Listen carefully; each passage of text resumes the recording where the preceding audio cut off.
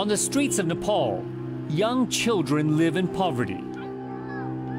Foreigners drawn to their plight provide money or even set up charities. But police say some are abusing children instead of helping them.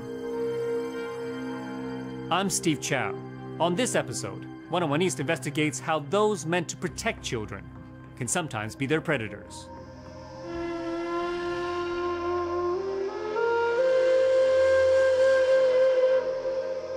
Nestled in the shadow of the Himalayas lies a quiet village about 2 hours from Nepal's capital, Kathmandu. The road leading into the village is bumpy as it winds its way through the steep hills. It may be picturesque, but for those who live here, it's a life marked by poverty. Perhaps not a surprising place for a world-renowned humanitarian to come and build a home. It's a beautiful country. It's my adoptive home here because I love the people. What I'm telling you is I have a special relationship with Nepal. Canadian Peter Dalglish has devoted his life to helping some of the world's poorest children in Africa, Afghanistan, and Asia. He's worked with leading aid organizations, including the United Nations World Food Program and UNICEF, and set up his own charity, Street Kids International. So I spent the last 2 weeks of 1984 in a refugee camp in northern Ethiopia with between 5,000 and 6,000 children who were in the last stages of life. And it was a transforming moment. And I knew at that point that I would never practice law and I'd never race around in a convertible BMW in the streets of Vancouver with the top down, and there would be no ski chalet. You know, my life had changed. And I made a promise to the kids in the camp that I would never forget them, and I never have. Dalglish has rubbed shoulders with prime ministers, won prestigious awards, and written about his work with kids around the world. Namaste. How are you? This is my village. This is your village. Village elder Bikram Tamang was born here. Like most of the other locals around Nagarkot, he's never ventured far from these hills. He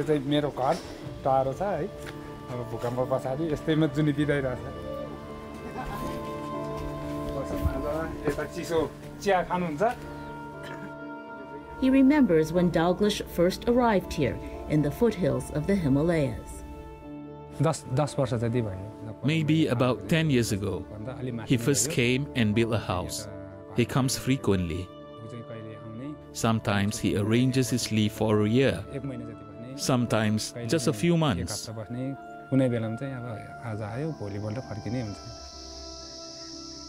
But one morning last April, the peace of this quiet village was shattered.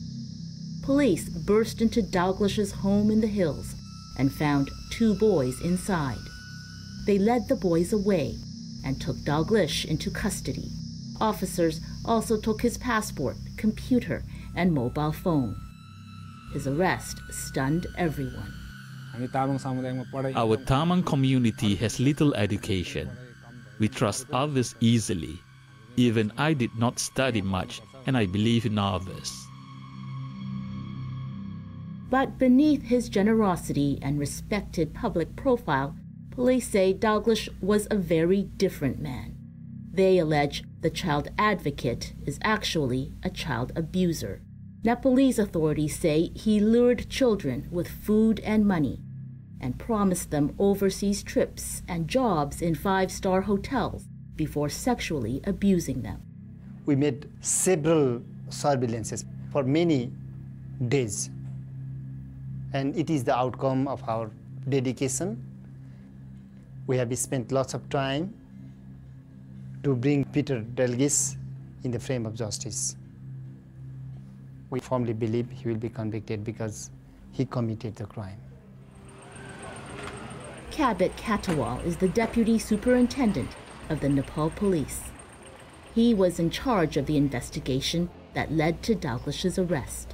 He and his officers began investigating after they received a tip from an overseas source. Actually, many foreigners, they are coming here in Nepal They love Nepal, and we really respect them for their dedication, support, but some of them masking their social work under the cover of their positions and power. They are misusing the power and they are exploiting our children. The former aid worker currently sits in a cell in a small town outside Kathmandu, waiting for his case to wind its way through the Nepalese courts. This is the prison where Peter Dalglish is being held. He's agreed to tell us his side of the story. The prison won't allow cameras inside, but we can record his voice. If you want to record or whatever, I have no problems with that. Okay. Dalglish denies all allegations of child sexual abuse. He insists he's an innocent man swept up in a police crackdown. So you need to know that I've never touched any child. Right? If you went to the village near my house, they would tell you I've never invited any kid to my house, ever, not one child. You need to know both kids, their father. One boy is his father, the other boy is uncle. He lives on the property. He's in my house more than me. He's a severe alcoholic, and I kept him employed.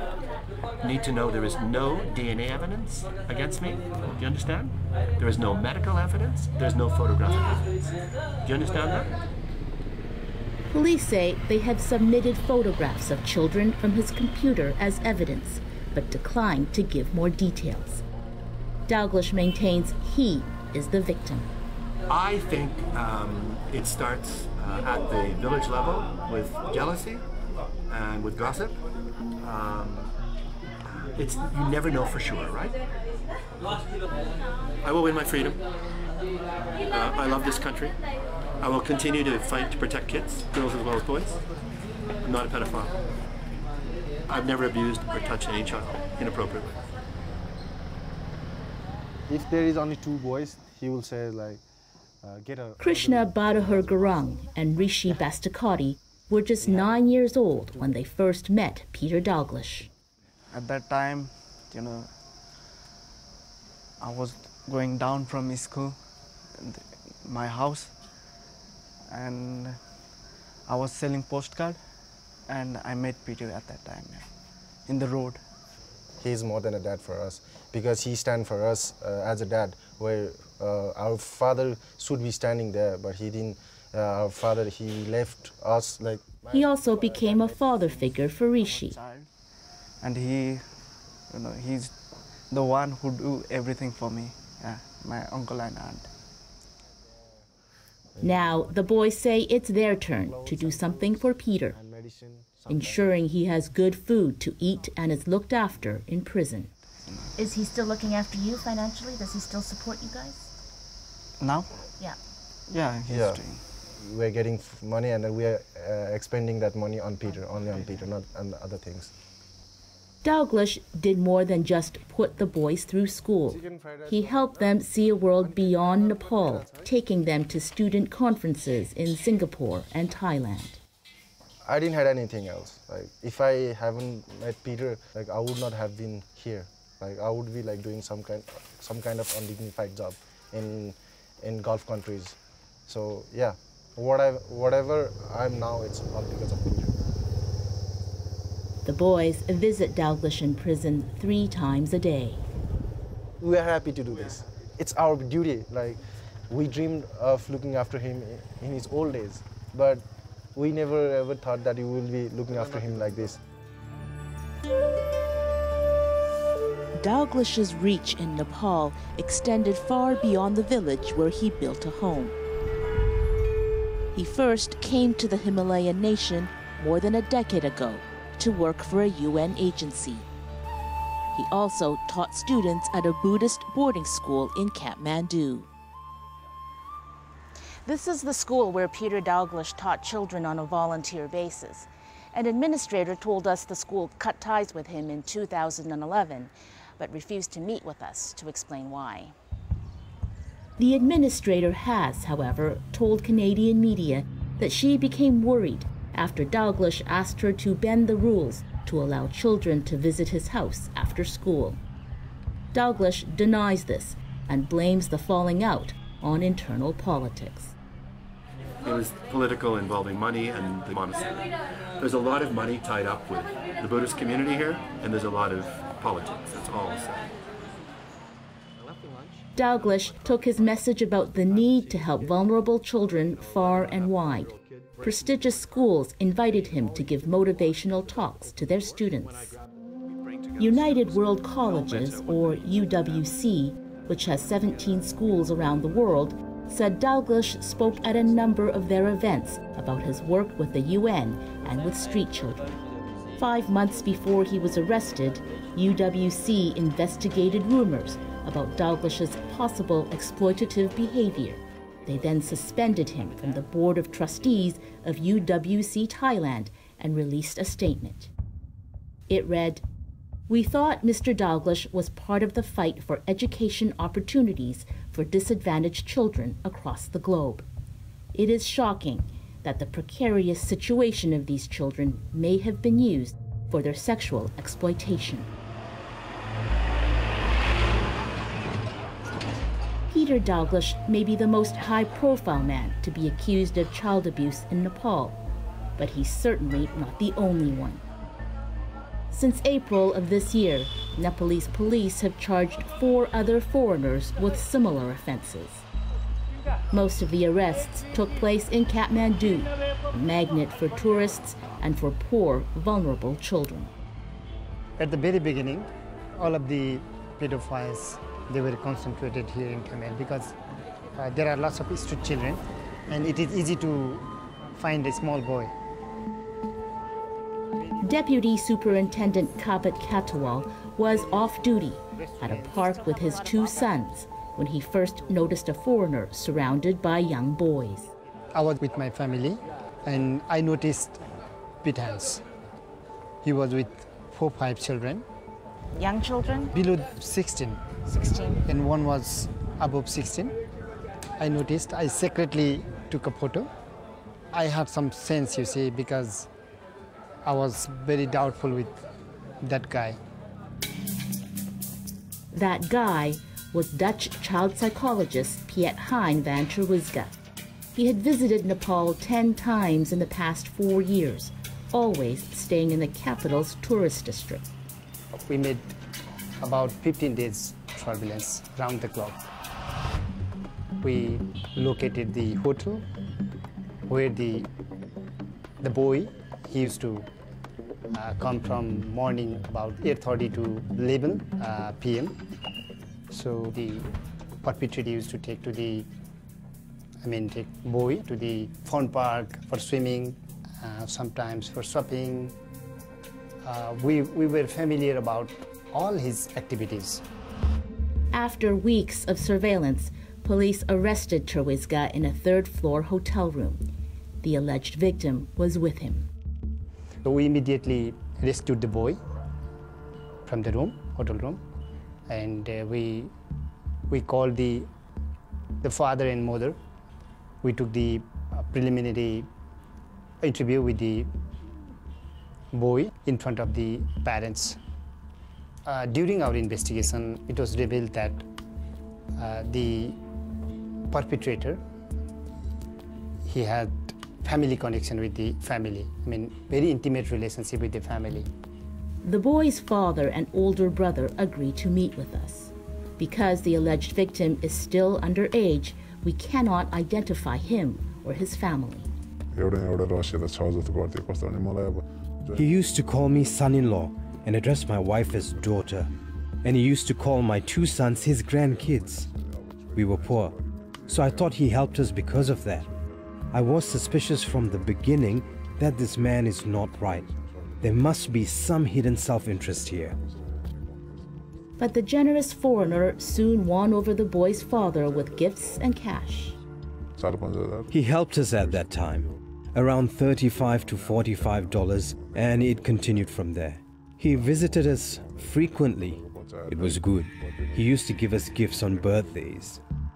He was shocked by his son's revelations. He touched him in inappropriate places, put oil and powder on him, did this and that. Kissed him on the cheeks, held his cheeks, and grabbed at unwanted places. Things like that. How did that make you feel? I felt very bad about it. He did that to my son.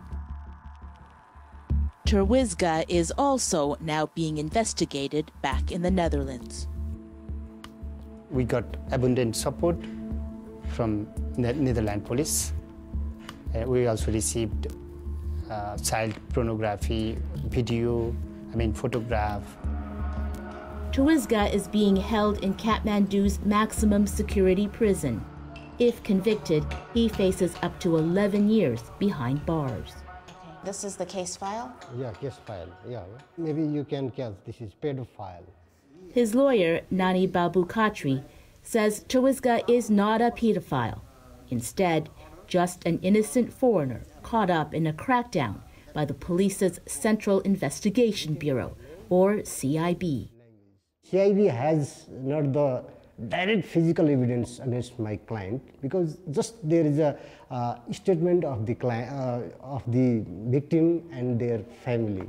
But actually, in such case, what they are claiming their evidence against Peter, that is very weak. The police here are really doing very old-fashioned police work where it's just straight surveillance, and that the foreigners who have been caught, it's been by chance. Lori Handrahan is a veteran humanitarian worker who tracks abuse in the international aid sector. She's not surprised that so many of the foreigners arrested in Nepal for child sexual exploitation have been working for NGOs or have been financially supporting families. I do think that Nepal, like any country where there are a lot of very poor children, is a target because pedophiles look for disposable children. Nobody should be shocked because this is how pedophiles gain access. You don't gain access to children by being this horrible, nasty person, right? You gain access by putting yourself in position of power over vulnerable children. So you get involved in children's charities. You join the Boys and Girls Club. You're a shining light in the Boys and Girls Club. Predators are sociopaths usually, so they come across charming. And you think, oh, this is such a lovely man, but he just loves children. And so there's a huge imbalance between the predators and the survivors. That imbalance between the accused and the alleged victims presents a major challenge for authorities prosecuting these cases. Police say Terwizga's family in the Netherlands came to Nepal to convince the alleged victim's family to withdraw the accusations. They were trying to influence the victim family. They were trying to give money, some sort of money. And the victim family was asking huge amount of money, and they were trying to negotiate, giving some dollars, some thousands of dollars maybe. I don't know the actual amounts, but there was conversation about money to dismiss the case. Terwizga's family and their lawyer say the conversation did not happen. He says his client's family only came to Nepal to visit Terwizga in prison. They have come here to meet their brothers, whether he is also guilty or not, whether he has committed crime or not. They had come here to get the actual situation. Namaste. Namaste. Whatever the truth of the Terwizga case, those who work with victims say perpetrators often try to buy their way out of trouble. Pinky Singh Rana is a human rights activist and a board member of SAFI, a local organization that counsels abuse victims and their families. It is very difficult because, first of all, families don't want to bring out the issue because it's a matter of shame also. On top of that, it happened to a boy, so it's, something that even the communities don't want to talk about or even accept. When going to the court, there is a sense of feeling that, they may not get justice. And also, another challenge that we do see is there are always people from the perpetrator's side who are trying to convince them not to file cases through different mediums, including bribes also. These foreigners have the resources Definitely. to try to make it go away. Definitely, definitely. They do feel that it's a matter of exploitation. Sexual exploitation is there, but then at another level, it's exploitation through power also, you know. So power, money is being used to prevent them from registering cases, as well as trying to prevent them to even talk. Making an official complaint about abuse can be difficult for any child anywhere. But here in Nepal, where foreigners are held in high esteem, it can be even more challenging. There is a Sanskrit saying, guests are like gods. So when foreigners befriend and, you know, build up very close relationships with the parents of some of these abused boys, then for them it's even harder to believe. Sathi is now looking after about 100 girls and 80 boys in several shelters. Many of them are street children and orphans with nowhere else to go. A lot of foreigners have been found abusing young boys in hotspots such as, you know, tourist areas, and more recently we're also finding that they are not only in Kathmandu or, you know, some of the more well-known tourist spots, but even moving slowly to the remote areas as well. Advocates say vulnerable communities need to be aware that not everyone comes with the right motivation, and more needs to be done to protect children. Are NGOs doing enough screening to prevent possible predators from infiltrating their organization to exploit kids in these countries? Not at all. Not only non-governmental organizations, but UN agencies as well. There's no screening going on whatsoever. Lori Handrahan says part of the solution is for NGOs to monitor their employees' online activity. Most of the pedophiles always video themselves. It's become a currency even. It takes on value. So they very rarely rape children without also videoing it and taking photographs and then immediately sharing those. So to me, an indication that we were starting to stop the problem would be that every humanitarian is monitored. So you sign a consent form, just like you have to get random drug testing for some jobs, right? So I would sign a consent form that all of my electronics, even my personal electronics, would be subject to random search. That's the way to monitor it. There are more than 40,000 registered NGOs in Nepal, and even more unregistered ones. And there's a growing awareness amongst them of the potential dangers strangers can pose. In the beginning, we were very open, but then we found that we could be like a platform for some of the things they were doing, abusing the child, misconduct. The Bal Kendra School in Kathmandu cares for about 70 vulnerable children. Most of their parents are poor migrant laborers with little support here in the city. Funded by a small American NGO, many foreigners come here offering help. But Principal Kiran Dutta too says the school ensures those who come have good intentions. When somebody requests us, we want them to write a letter and have a reference person that we may want to contact. And we also ask them the job they will be doing here. And most of these volunteers, we like till we develop the good confidence that they are working together with the Nepali. And you never leave the children alone with foreigners without one of your staff? I think we should not leave. We shouldn't do it. That is our policy. The Bal Kendra School and other local NGOs are determined to do whatever it takes to protect Nepal's children. These little children are just like little flowers. They are very fragile, you know, they trust.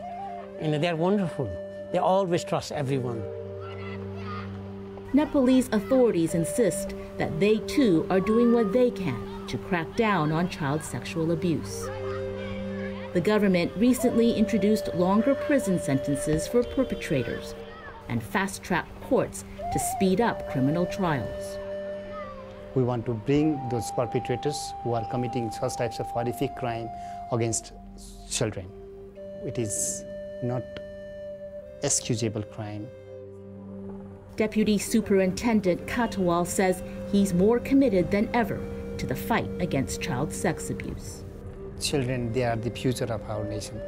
If we can protect them, the nation will be collapsed. It's clear this poverty-stricken country is an easy target for abuse. But increased community awareness and a determined police force will hopefully make Nepal safer for its youngest and most vulnerable citizens.